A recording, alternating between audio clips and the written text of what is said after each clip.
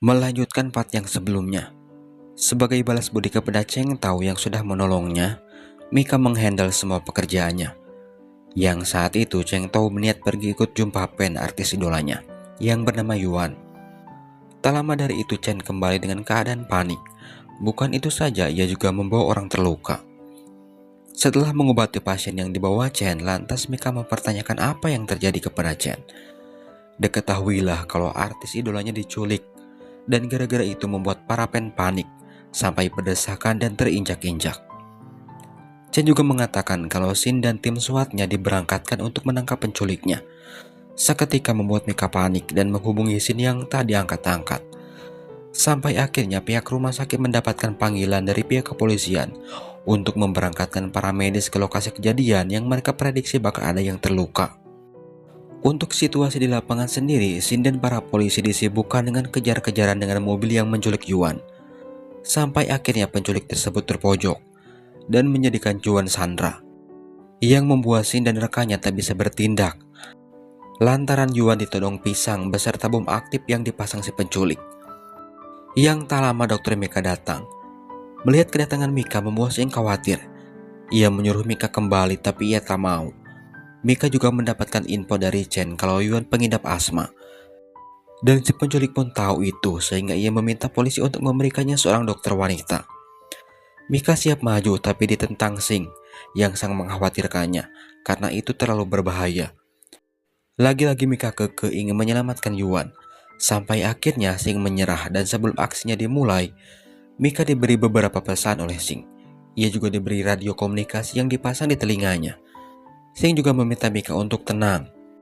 Ia memastikan selama ada Shin Mika aman katanya. Mendengar perkataan tersebut membuat Mika mematung. Dan perkataan itu persis sama yang pernah dikatakan pahlawan bertopengnya. Kecurigaan Mika semakin bertambah saat Shin memakai topeng tugasnya. Setelahnya Mika kembali fokus untuk menyelesaikan misinya. Ia ditemani Shin sampai Mika mendekati mobil penculik. Sebelum akhirnya penculik tersebut protes tak mau ada polisi yang mendekatinya. Usut punya usut, Shin melakukan itu untuk memastikan keaslian dari bom yang dipasang si penculik. Setelah Shin melihat dan yakin kalau bom tersebut palsu, ia menginfokan itu kepada atasannya dan meminta rekannya bersiap untuk melakukan penggerebekan. Shin meminta wakil kaptennya untuk melakukan misi berdua selagi penculik teralihkan oleh Mika. Shin dan wakilnya mengendap-endap mendekati mobil si penculik. Tepat saat si penculik lengah, Shin dengan cepat menarik tangan si penculik dan melumpuhkannya. Yang ternyata penculik tersebut didasari masalah asmara. Si penculik teriak-teriak kalau Yuan tak boleh pacaran dengan cowoknya. Dan ternyata aksi tersebut ditayangkan langsung di berita. Dokter So dan perawat di rumah sakit tempat Mika bekerja menonton itu. Setelah misi selesai, Mika kembali menemui Shin. Ia memandangi wajah Shin sambil menutupi setengah wajah Shin dengan tangannya. Dan itu membuat Shin aneh. Sebelum akhirnya Mika sadar kalau tangan Shin terluka dan mengobatinya. Tapi sayangnya situasi itu buyar lantaran anak buahnya memanggilnya. Gara-gara Mika penasaran terhadap Kapten Shin, ia sampai bermimpi bertemu dengan pahlawan bertopengnya. Yang akhirnya tengah malam buta, ia curhat kepada sahabatnya tentang kecurigaannya tersebut. Dan bukannya ngasih solusi, temannya tersebut malah asik mencie-ciekan Mika yang ngarap Shin sebagai pahlawan bertopengnya dan meminta Mika memacarinya. Toh sama-sama abdi negara katanya. Keesokan harinya wajah yang begitu semeringah terlihat di wajah Shin. Ia senangnya bukan main lantaran ia terluka, dan itu alasan paling konyol yang pernah saya dengar. Yang ternyata dengan Shin terluka ia bisa liburan 3 hari. Yang rencananya liburan tersebut akan ia gunakan untuk berjuang perihal percintaannya. Ia menemui Mika dan tanpa basa-basi ngajak Mika jalan. Tapi Mika tolak karena kesibukannya. Tak habis akal Shin menggunakan cara lain. Bagaimana kalau makan di kos Mika saja katanya. Di situ Mika bingung mau nolak gak enak kan yang punya kosnya Shin sendiri. Yang akhirnya Mika mengiyakan. Ia sadar kalau di kosnya tersebut hanya ada Shin dan dirinya. Yang akhirnya ia meminta bantuan temannya supaya jadi bertiga. Dan rupanya temannya tersebut sudah sangat berpengalaman soal berdua-duaan. Ia malah mengirimkan kode gas saja kepada Mika. Yang akhirnya malam itu Shin dan Mika trial menjadi suami istri. Sampai akhirnya kesempatan Mika untuk bertanya datang. Ia bertanya tentang tugas yang paling berkesan bagi Shin. Yang dijawab Shin tugas saat keberhasilannya saat melakukan misi perampokan di toko perhiasan, yang waktu itu Shin masih berstatus pemula. Tapi saat Shin mengatakan kalau ia liburan 3 hari dan tak perlu kembali, kecurigaan Mika terhadap Shin ketika mendadak lupa. Mika gelisah harus satu atap dengan Shin selama itu. Padahal sebenarnya dengan adanya Shin di sana meringankan beban Mika, yang salah satunya Mika bisa menyisihkan ongkos naik angkotnya untuk jajan, karena mulai sekarang Mika diantar jemput Kapten Shin. Tepat saat keduanya sampai di lobi hotel, Dr. So dan Yansan yang selalu nempel dengan Dr. So menemui Mika. Dan Dr. So meminta Mika untuk datang ke rumahnya untuk membahas beberapa pekerjaan. Dan lagi Yansan yang mendengar itu berekspresi tidak suka. Dan benar saja setelahnya Sing melihat dan mendengar Yansan sedang membicarakan Mika, yang terus diutamakan Dr. So. Mungkin Yansan iri sebagai dokter terbaik di angkatan Mika, ia sama sekali tidak pernah diperhatikan Dr. So. Setelah mengantarkan Mika, Sing menemui kakaknya. Ia dikenalkan dengan seorang perempuan pilihan kakaknya, tapi direspon Sing dengan ogah-ogahan. Dan itu membuat kakaknya kesal yang akhirnya terungkap kalau di antara dua saudara itu harus ada yang segera menikah. Dan itu atas paksaan orang tua mereka. Dan kakaknya belum siap untuk melakukan itu, yang akhirnya menumbalkan Sing. Saat keduanya menuju pulang, mereka melihat Mika yang membuat kakaknya Sing heran. Bukan apa-apa, kakaknya melihat Mika masuk ke rumah adiknya. Sampai akhirnya kakaknya Sing menemui Mika. Dan yang lucunya, kakaknya Sing melihat barang-barang yang ada di rumah Mika. Mulai dari pernak nasi, terus maskernya, sampai setrika kepunyaannya ada di rumah Mika. Dan kakaknya tahu siapa yang nyolong barang-barangnya tersebut. Benar-benar memalukan abdi negara yang satu ini. Tapi ternyata kakaknya Sing baik banget. Ia meminta Mika untuk tak sungkan apabila Mika butuh bantuannya. Mungkin kakaknya Sing sengaja berbuat baik supaya adiknya cepat menikah. Untuk mengurangi rasa malunya, Sing menjanjikan Mika untuk jalan berdua. Tapi Sing masih bingung untuk membawa Mika jalan kemana. Ia mencoba bertanya di grup satuannya. Mereka juga tak tahu lantaran anak buahnya semuanya jomblo. Terus searching di Google, tapi tak kunjung mendapatkan tempat yang bagus. Sampai akhirnya ia menghubungi Lupeng, teman yang lainnya, yang terkenal sering gonta-ganti pasangan. Lupeng menyarankan Shin untuk membawa Mika ke taman bunga lavender. Mendengar bakal diajak ke sana membuat Mika antusias. Ia bahkan sampai bingung harus pakai baju yang mana. Tapi sayangnya rencana itu gagal, lantaran Shin mendapatkan tugas penting. Dan tugas itu ternyata berupa penyambutan 3 anggota baru yang akan bergabung di satuannya. Satu di antaranya poluan cantik yang bernama Jo Wenjing. Dan setelah tugasnya selesai, Sing berniat menembus gagalnya membawa Mika jalan-jalan kemarin. Ia berniat makan berdua bersama Mika. Tapi di luar skenario, anak buahnya termasuk Jo Mintang ngikut. Walhasil rencana untuk berkencan dengan Mika gagal total. Yang akhirnya terlihat seperti makan biasa. Tak ada yang spesial hari itu. Di momen itulah Jo kepo terhadap Mika yang bukan satuannya, tapi bisa akrab dengan timnya. Ia juga bertanya tentang kedekatan kaptennya dan Mika yang sedari tadi ia perhatikan. Mendengar pertanyaan tersebut membuat Mika dan Sing saling pandang karena status mereka tidak jelas.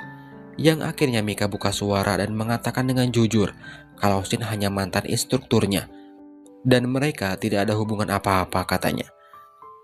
Mendengar itu Shin hanya bisa bengong kecewa. Dan yang tahu perasaan Sing saat itu hanya wakilnya, anak buah yang lainnya dodol semua. Tak tahu situasi malah berkepanjangan membahas Shin dan Mika. Sampai akhirnya wakil Sing mengalihkan pembicaraan supaya tidak terus-menerus membahas kedekatan kaptennya dengan Mika. Setelah acara makan malam itu usai, Shin gelisah sudah 1 jam lebih Mika tak memberikannya kabar. Padahal jarak rumah makan dan tempat tinggalnya tak begitu jauh. Yang akhirnya pikiran negatif Sing menyerang. Ia takut kalau Mika marah. Untuk meyakinkan perasaannya tersebut, ia mencoba curhat kepada wakilnya. Tapi wakilnya tersebut tidak peka terhadap kaptennya yang sedang galau. Yang akhirnya Sing berniat kembali pulang. Tapi saat ia melewati asrama anak buahnya, ia mendengar kalau mereka sedang membicarakannya. Dan pembicaraan anak buahnya tersebut yang dicari Sing. Anak buahnya mengetahui kecemburuan Mika terhadap Jo. Tak puas dengan hanya menguping, yang akhirnya ia menemui Lu, meminta menceritakan versi dirinya. Yang menurut Lu, kalau Mika itu kecewa. Mika dijanjikan makan berdua, tapi pada kenyataannya tidak. Setelah mendengar itu, Shin sedikit memahami kalau Mika benar-benar berharap. Tak lama dari itu, Shin mendapatkan chat dari Mika yang sudah sampai di rumahnya. "Maaf tadi ketiduran," katanya. Shin meminta maaf soal makan malamnya. Dan ia kembali menjanjikan untuk menjadwal ulang kencan keduanya. Dan untuk memastikan itu, Shin langsung menghubungi Mika, meminta Mika mencari waktu kosong untuk rencana mereka. Mendengar itu membuat Mika berbunga-bunga. Manusia hanya biasa berencana, tapi Tuhan yang menentukan. Hari kencan yang sudah Shin dan Mika rencanakan itu berubah total karena gempa. Untungnya gempa tersebut tidak berbahaya, tapi ternyata gempa yang sebenarnya terjadi di kota lain, tepatnya di sebuah pelosok. Yang saat itu juga para dokter dan polisi dikerahkan ke lokasi bencana. Dari rumah sakit mengirimkan departemen IGD dan bedah saraf, sedangkan pihak kepolisian memerintahkan satuan Shin. Dan mereka berangkat di waktu yang bersamaan ke lokasi bencana.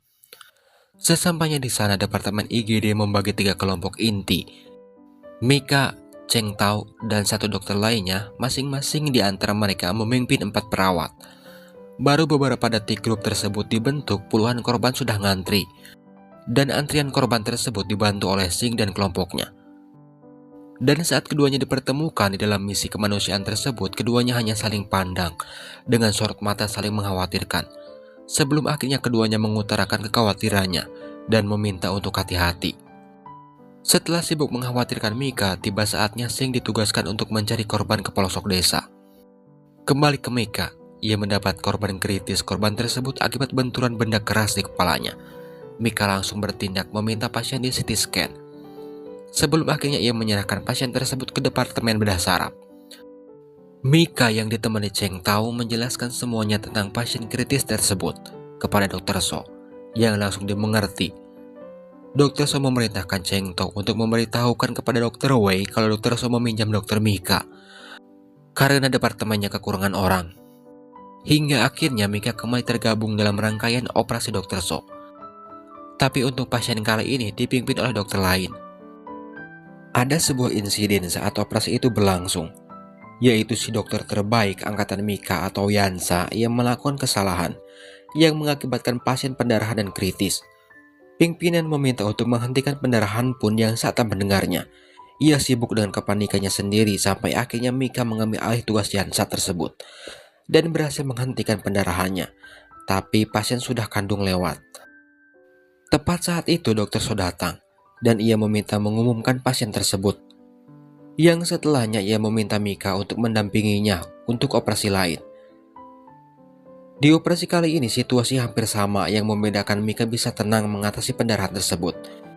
Ia juga tahu harus melakukan apa saat itu terjadi tanpa bertanya kepada dokter So. Setelah operasi itu selesai, dokter So memuji Mika.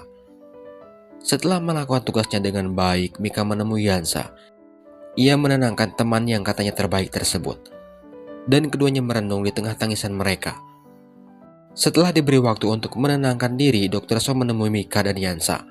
Ia memotivasi keduanya dan memberikan 2 buah permen karet sebagai bentuk dukungan untuk Mika dan Yansa agar segera bangkit.